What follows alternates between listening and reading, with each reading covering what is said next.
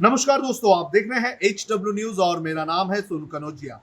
राजस्थान में अशोक गहलोत सरकार के ऊपर संकट के बादल जो मंडरा रहे थे वो अब कुछ हद तक कम होते हुए नजर आ रहे हैं। आज विधायक दल की बैठक हुई और इस बैठक में लगभग 98 विधायकों के शामिल होने की जानकारी सामने आ रही है।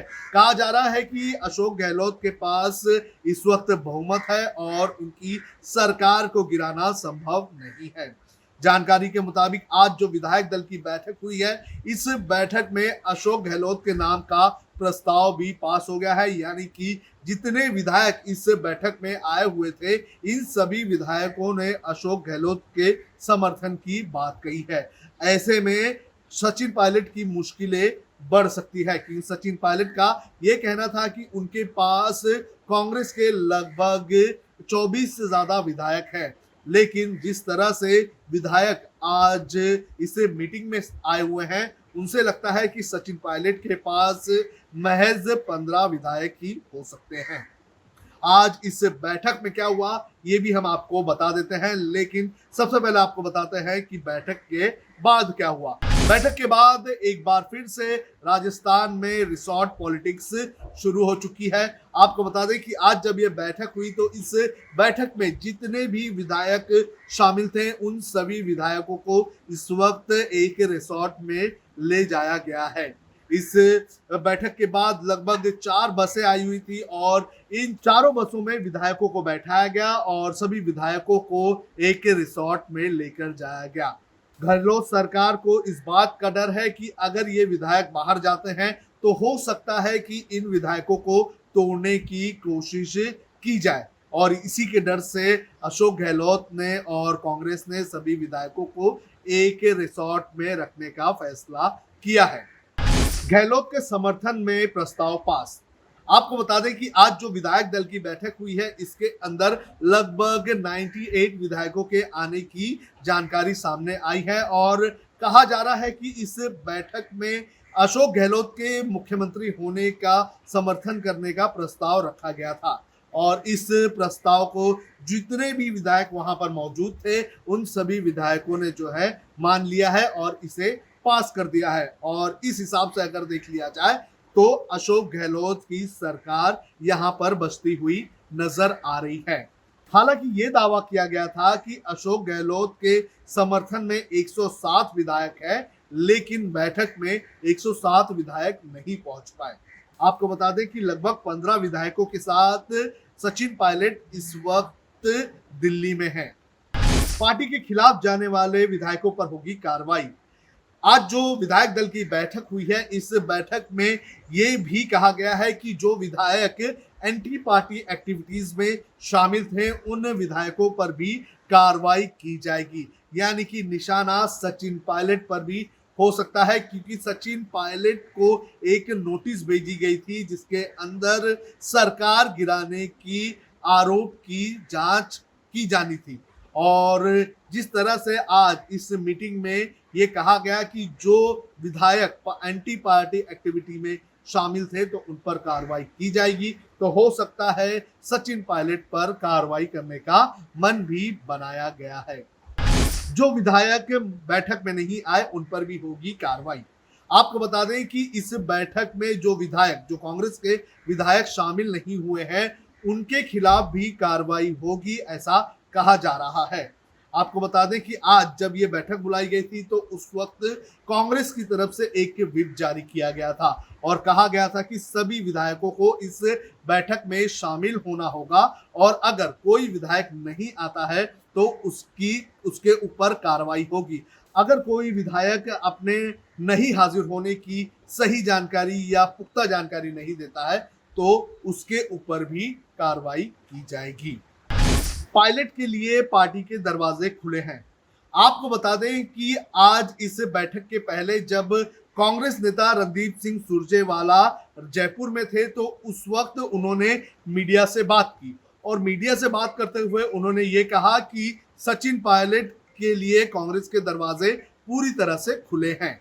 सुरजेवाला ने यह भी कहा कि अगर सचिन पायलट को किसी चीज को लेकर विवाद है या फिर वो अपनी बात रखना चाहते हैं तो वो कांग्रेस के फोरम पर आकर बात करें और उनकी बात को सुनी जाएगी। साथ ही साथ भारतीय जनता पार्टी पर भी निशाना साधा गया और कहा गया कि भारतीय जनता पार्टी जो है ये राजस्थान की सरकार को अस्थिर करने की कोशिश में लगी हुई है और इस कोशिश को कामयाब होने नहीं दिया जाएगा। राहुल और प्रियंका ने की पायलट से बात।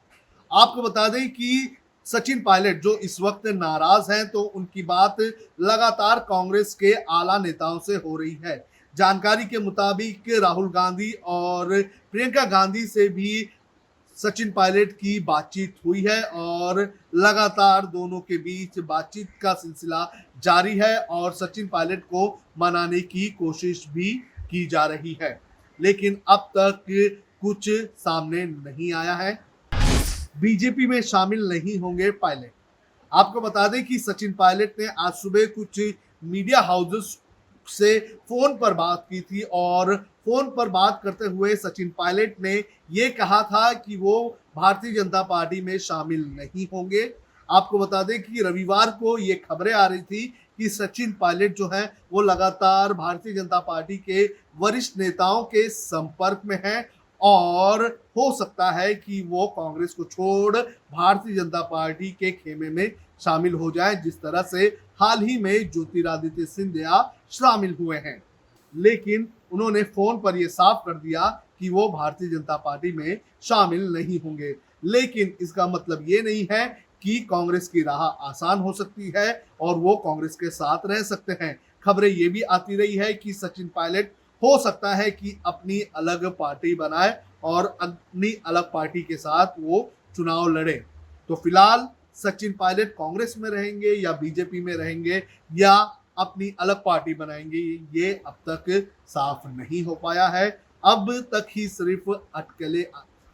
सिर्फ अटकलें ही आ रहे हैं और इन अटकलों को पूर्ण विराम लगाया जा सकता है सचिन पायलट की तरफ से। सिंधिया ने किया था सचिन पायलट का समर्थन।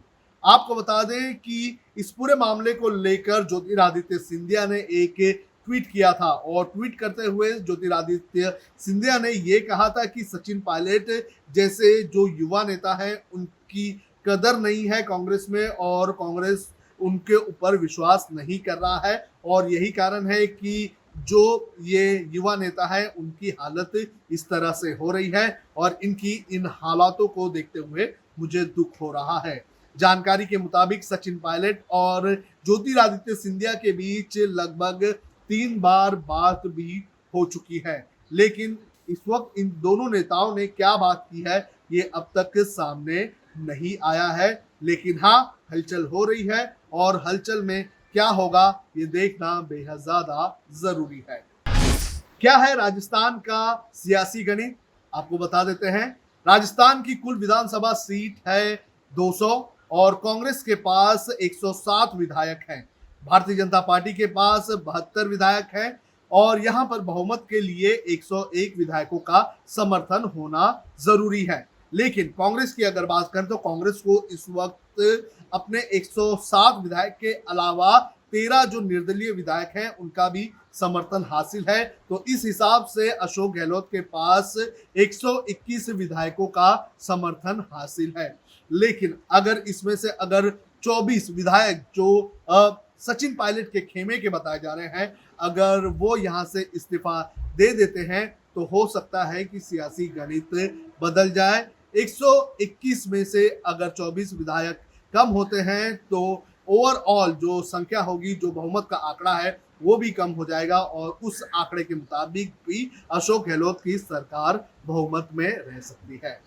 तो जो इस वक्त स्थिति बनी हुई है उसके मुताबिक अशोक गहलोत की सरकार इस वक्त जो है वो पूरी तरह से सुरक्षित है।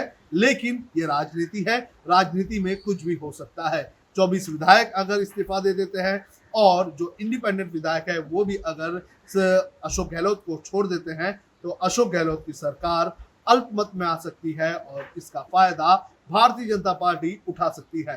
भारतीय जनता पार्टी ऐसे मौकों का फायदा उठाना बहुत ही अच्छी तरह से जानती भी है।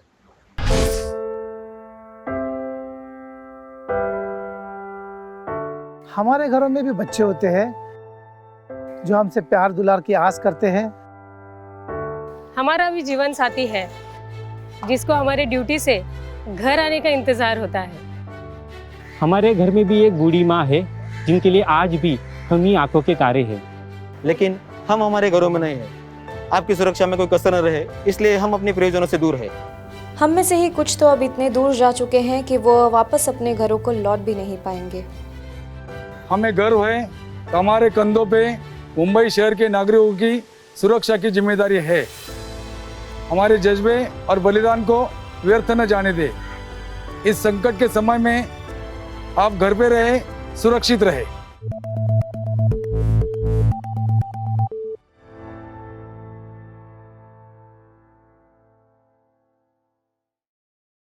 अब खबरें पाइए सबसे पहले हमारे मोबाइल न्यूज एप्लीकेशन पर। एंड्रॉइड या iOS प्लेटफॉर्म पर जाइए, HW न्यूज नेटवर्क को सर्च कीजिए, डाउनलोड कीजिए और अपनी सुविधानुसार भाषा का चयन कीजिए। खबरों की भीड़ में अपने काम की खबर पाते रहिए। अगर आपको हमारा ये वीडियो पसंद आया है तो आप इसे शेयर करें, फेसबुक पर हमारे पेज को लाइक करें, ट्विटर पर हमें फॉलो करें, यूट्यूब पर ज़रूर सब्सक्राइब करें ताकि आपको हमारे हर खबर की अपडेट मिलती रहे।